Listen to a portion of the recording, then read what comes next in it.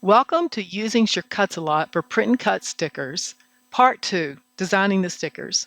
In this video, I will cover the following. First, adding text and shapes to your imported graphics.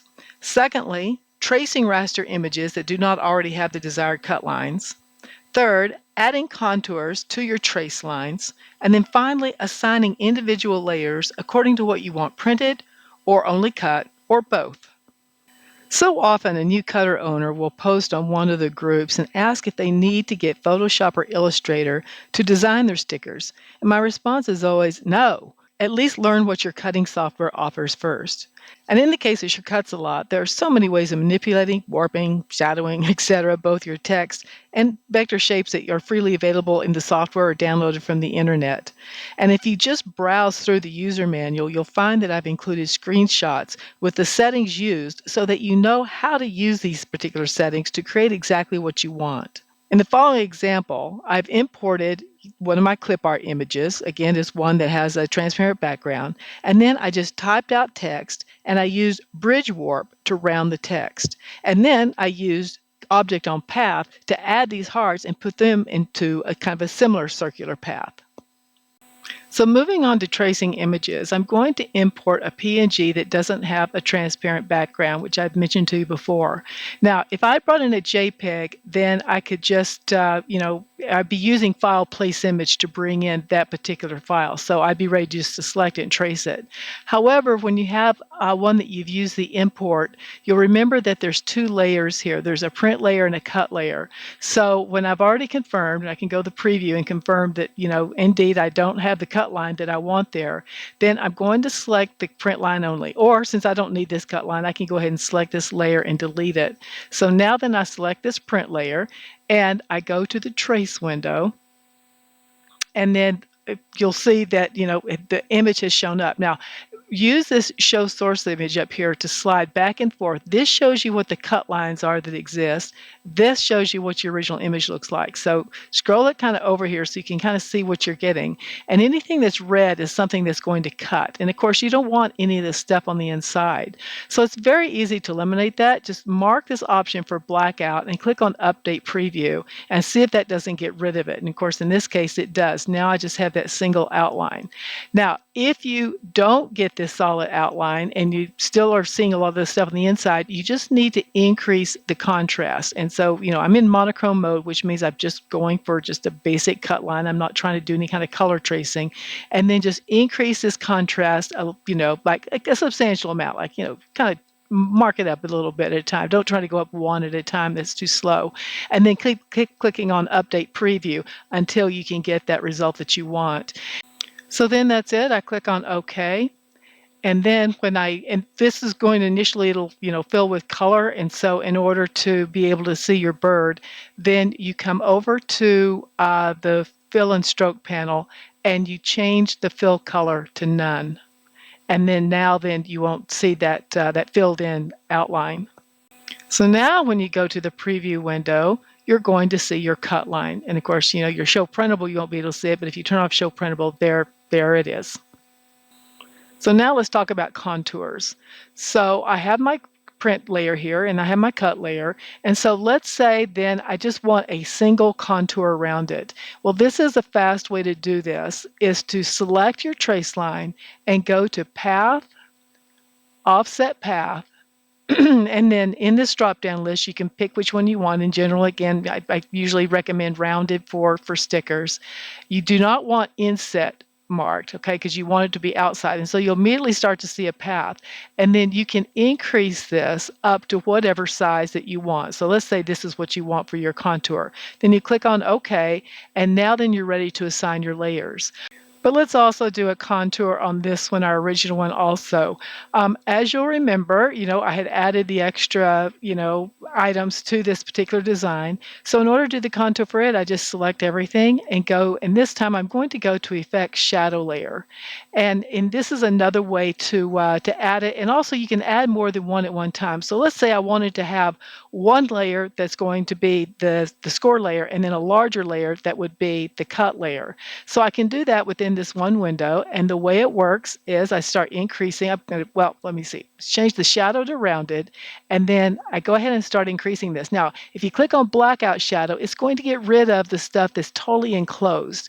And so in general, that's what you want. And then in terms of this, the bottom part down here, you probably don't want your sticker to be cut like that. So you keep increasing it until you get it up larger than that. In fact, even here, I might want to go a little bit higher. And I'm going to give credit to Liz Ackerman because she's the one who keeps reminding me that this is something that can be done because I forget about it. And I just saw it last week and I was like, oh, I need to put this in the video. So here's what you do. Go ahead and click on OK. Select this layer and go back to that path, offset path. Click on Inset Path, and then you can start increasing, shrinking it back in again until you get to the size that you want. And don't forget again, if something is jumping too much, with the layers, let's say that's too much, that's too small, well then you can just type in, you can just replace it with something in between. All right, and then hit the tab key and say, okay, yeah, that's what I want. So now then you have that smaller contour that you want to use. Now, one of the things that I had wanted to show you, but since I ended up doing it this way, I didn't get a chance to actually do it. Oh, again, over here on the fill, I'm going to turn the color to none so that it's just, just has that single layer. So let's say then you wanted to make this an easy peel sticker, so you need another layer. Well, then just select this and go back to Effects, Shadow Layer, and then you can, again, click on Blackout just in case. Click on Print plus Cut Outline, and so what the Print plus Cut Outline does, it not only changes the assignment that I'm going to talk about in a minute, but it also then will get rid of the fill color. So, and then here you can make it whatever you wanted. Now, before, if I hadn't had that problem with the needing to expand it and then contract it in order to get rid of those extra cut lines that are going inside, I could have done a layer count. And here you can add in as many different additional contours as you want. Now, for stickers, you usually are only going to do at the most 2. Whatever contour you want, and then the extra one on the outside so that one can be a kiss cut and the other can be a full cut. But if I wanted to go ahead and do more of them, I could have done them right here doing the, using this this feature right here. So anyway, so then I click on OK. Now then I have my second cut line. And so now that we're going to talk about how do you control what will print and what will cut and what will do both.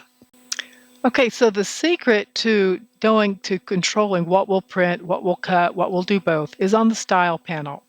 And this is where it's very important to make sure you look at everything that you have on the Layers panel and then think about what you want it to do. So starting at the top of the list, I'm going to select the first one, and that's, the original crab image. And I want it set to Print plus Cut, Print only, because I don't want it to cut. So that's what I would assign it to. Same thing for the happy crab. I want it to Print plus Cut, Print only. Okay, and originally it's going to come in as cut because anytime you add text or other vector shapes, the default is cut, which means it would both print and cut, and we definitely don't want it to cut. So that's print only. Same thing for the hearts. We want to make sure it is set to Print plus Cut, Print only. Then we have our 2 shadow layers. Then we have an inner one and an outer one. The inner one, we want to set it to score.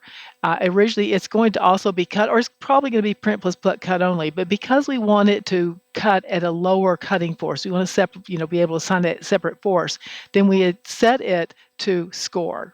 Okay. Then for the outer one, this one is also originally going to be set to Print plus Cut only, and that's what we want. And because I've been playing around with the video and trying to settings, things got kind of messed up here. But definitely what I want it to be is to cut only, and then that way it won't print. And by the way, score also won't print, so that's one of the reasons why you can have both a score layer. You can assign it to score, is that it also won't print; it'll only cut. Okay. And so then that's basically what you want to do for that one. And our other one that we did, which was our bird one, let me go back and find that. So in our other one, which was the bird one, let's also verify it. And so for this particular one, we have just the trace layer, the contour layer around the outside. We don't want that to print that black line, so we change it to Print plus Cut only. And then the print layer, the bird, is naturally going to be at Print plus Cut, Print only because it's a raster image.